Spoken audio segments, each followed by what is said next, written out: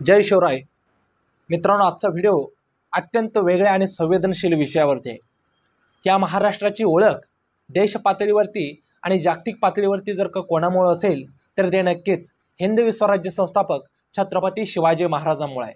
18 पगड जातीला सोबत घेऊन हिंदू धर्माचं हिंदवी स्वराज्य पहिल्यांदा जर का कोणी स्थापन केलं तर ते छत्रपती शिवाजी महाराजांनी स्थापन केलं। मोगलांचा त्या ठिकाणी अन्याय अत्याचार आपल्या देशावरती चालू होता। हिंदू देवतांची देवी देवतांची मंदिरं उद्ध्वस्त केली जात होती। दिवसा दोपारा कोणावरती अन्याय अत्याचार सर्रासपणे या महाराष्ट्रावरती आणि देशावरती चालू होता। या अन्याय अत्याचाराच्या विरोधामध्ये रायरेश्वराच्या मंदिरामध्ये जाऊन करंगळी कापून रक्ताचा अभिषेक करून छत्रपती शिवरायांनी हिंदवी स्वराज्याची शपथ घेतली आणि ते हिंदवी स्वराज्य या महाराष्ट्रात आणि देशामध्ये अस्तित्वात आणलं आणि या मुघलांना सळोकी पळो करून सोडलं। अफजलाची कबर याच महाराष्ट्राच्या मातीमध्ये गाडली, अफजलाचा कोतळा याच महाराष्ट्राच्या मातीत काढला, शाहिस्त्याची बोटं याच महाराष्ट्रामध्ये छाटली गेली, भल्या भल्यांच्या नांग्या याच महाराष्ट्रामध्ये टाकल्या गेल्या। परंतु त्या छत्रपती शिवरायांच्या गडकिल्ल्यावरती आज काय अवस्था आहे? छत्रपती शिवरायांनी कधीही विचार केला नव्हता तशा पद्धतीची अवस्था आज छत्रपतींच्या गडकिल्ल्यावरती कुणी आणून ठेवली? याला जबाबदार कोण? हो, नक्कीच याला जबाबदार तुम्ही आम्हीच आहोत।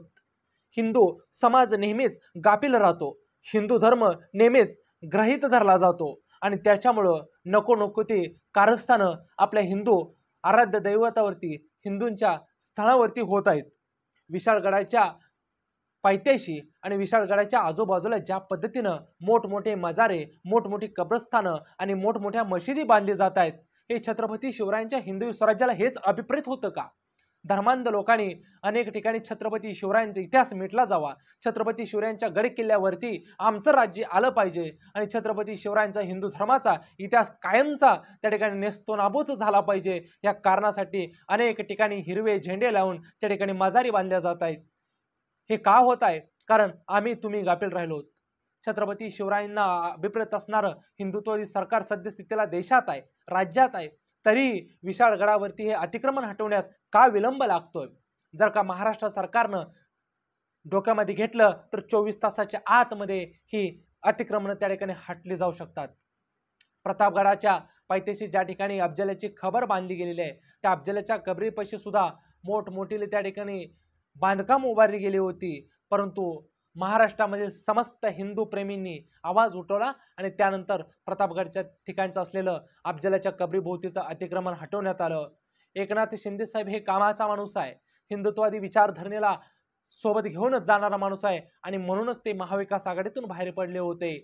त्यामुळं नक्कीच एकनाथ शिंदे साहेबांना विनंती असणार आहे, त्याचबरोबर महाराष्ट्र नवनिर्माण सेनेचे अध्यक्ष, महाराष्ट्राचा बुलंद आवाज सन्माननीय राजसाहेब ठाकरे यांना सुद्धा विनंती आहे की हे छत्रपती शिवरायांचं गडकिल्ले सर्रासपणे त्या ठिकाणी वापरात आणले जात आहेत, त्या ठिकाणी कोणत्याही प्रकारचा हिंदू देवी देवतांचा त्या ठिकाणी आदर ठेवला जात नाही, कोणी येतंय आणि हिंदू धर्मावरती त्या ठिकाणी ओव्हरटेक करायला बघतंय, ह्या सर्व गोष्टींचा नायनाट झाला पाहिजे।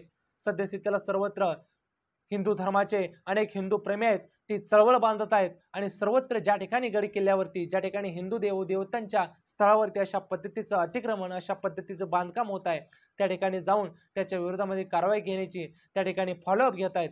परंतु आपण तुम्ही आम्ही इतकं गृहीत का धरलं जात आहोत, इतकं आपण आळशी का बनलो आहोत की आपल्या आराध्य दैवत ज्यांनी आपणास ओळख दिली, या महाराष्ट्रामध्ये एक काळ असा होता की हिंदू धर्म जगतोय की नाही, हिंदू धर्म शेवटी अस्ताला जातोय, अशा पद्धतीची परिस्थिती असताना एक शिवछत्रपती जन्माला येतो आणि संपूर्ण ही पद्धत बदलून टाकतो आणि हिंदू धर्माचा आणि वारकरी संप्रदायाचा झेंडा याच महाराष्ट्रामध्ये रोवतो। त्या छत्रपतींच्या गडकिल्ल्यांची आणि तुम्हा हिंदू धर्मांची काय आज अवस्था करून ठेवतायत?